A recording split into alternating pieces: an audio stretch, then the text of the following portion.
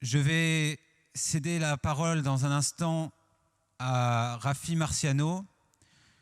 Si il fallait donner une définition dans notre famille et dans la bouche de mon père pour dire qu'est-ce qu'un ami, on dirait c'est Rafi. Rafi fait partie intégrante de l'histoire de mon père depuis le début de sa carrière rabbinique, toujours présent à ses côtés dans toutes les étapes, que ce soit en tant que rabbin des étudiants, au département Torah et Société, lorsqu'il est arrivé à la victoire, dans ce long chemin pour devenir grand rabbin de France, et jusqu'à aujourd'hui. Une amitié indéfectible, quelles que soient les circonstances de l'histoire. C'est quelque chose d'éminemment précieux et qui est si rare aujourd'hui.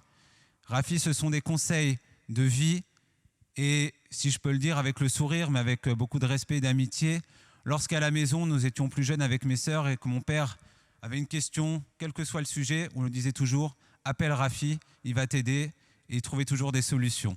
Je voudrais lui dire un grand merci pour tout ce qu'il a fait durant toutes ces années auprès de mon père, et je sais qu'ils auront l'occasion de pouvoir poursuivre cette amitié en Israël. Je pense que Rafi aussi et son épouse Annie s'installeront dans peu de temps en Israël et que cette longue amitié pourra se poursuivre encore pour très longtemps. Merci beaucoup. Permettez-moi tout d'abord de remercier Elia Bernheim de nous avoir donné cette occasion pour exprimer nos remerciements, notre reconnaissance et notre infinie gratitude. À vous, Madame la rabbinite, très cher Joël. À vous, Monsieur le grand rabbin, très cher Gilles Bernheim. C'est un moment de forte émotion pour nous tous. Vous représentez pour le judaïsme français un couple qui aura marqué son temps. Vos actions, votre amour pour cette communauté, vos réalisations multiples, la richesse de vos interventions dans tous les domaines nous ont enrichis. Il est difficile de tracer la trajectoire d'un couple étonnant. Pour ma part, depuis plus de 40 ans, c'est d'abord une relation d'amitié, une relation d'admiration, de fidélité et de privilège que j'ai vécu à vos côtés. Depuis votre entrée dans le rabbinat, Gilles Bernheim, votre intense activité s'inscrivait dans le service des valeurs du judaïsme. Établir le dialogue avec les nouvelles générations, faire découvrir notre patrimoine.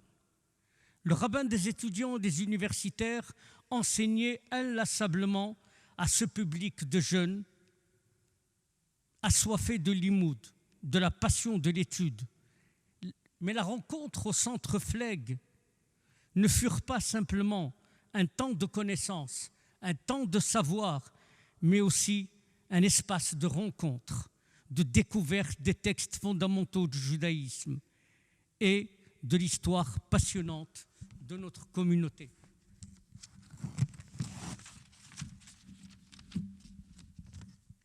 Gilles Bernheim pouvait passer de l'enseignement d'une page de Talmud à la philosophie, de la littérature à un commentaire inédit de la paracha, de la lecture assidue du journal L'Équipe aux explications passionnantes du cyclisme, du ski ou de son footing quotidien. Il vouait un amour infini à sa communauté de la victoire. Et c'est parce que le judaïsme moderne avait encore quelque chose à dire à la société qu'il fonda le département et la revue Torah et Société avec le soutien de Moïse Cohen. Il soutiendra activement l'installation du nouveau centre communautaire de Paris.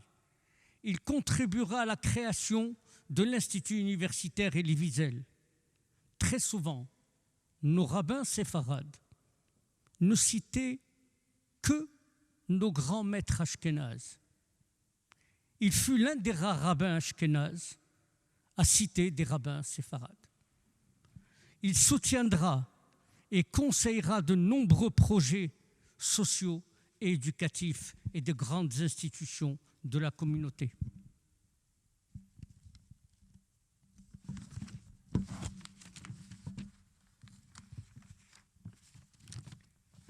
On ne peut pas parler de Gilles sans penser au rôle magnifique, exceptionnel, de la compagne de toute sa vie.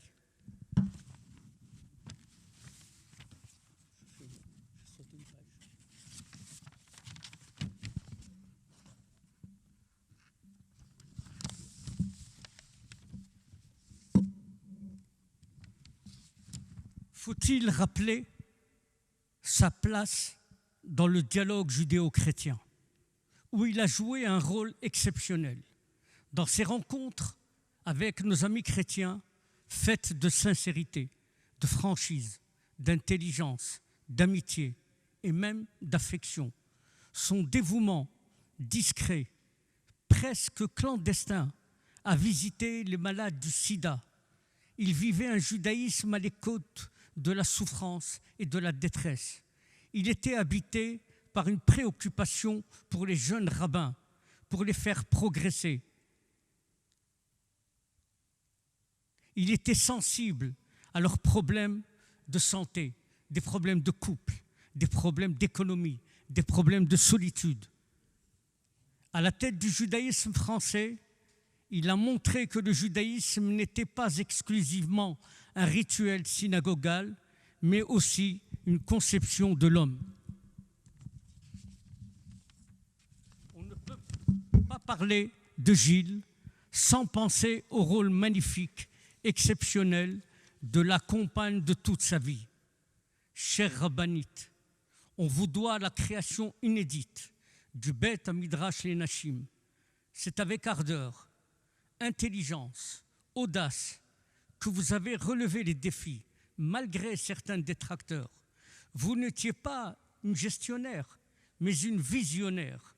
Vous avez considéré que le judaïsme devait offrir à la femme juive contemporaine un enseignement digne de ce nom. Les femmes qui ont suivi ces cours nous parlent de cette immense dette qu'elles ont à l'égard de la rabbinite. Cher Joël, une petite confidence. Très souvent, dans nos débats avec Gilles, parfois animés, il concluait d'une manière apparemment surprenante toutes nos discussions. Je dois d'abord consulter mon épouse. Et parfois, quelqu'un me chuchotait à l'oreille, tu sais, le rabbin qui est là-bas, c'est le mari de Joël Bernheim.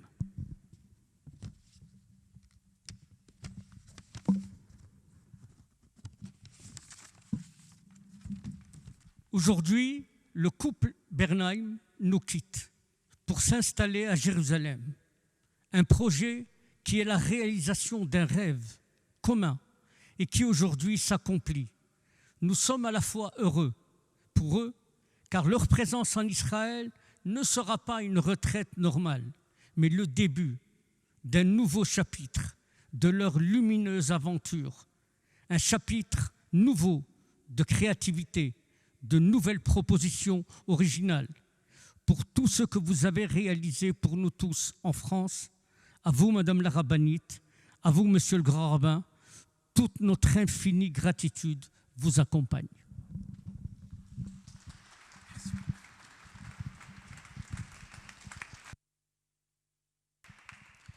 Merci de tout cœur à Rafi Marciano pour ces mots si précieux.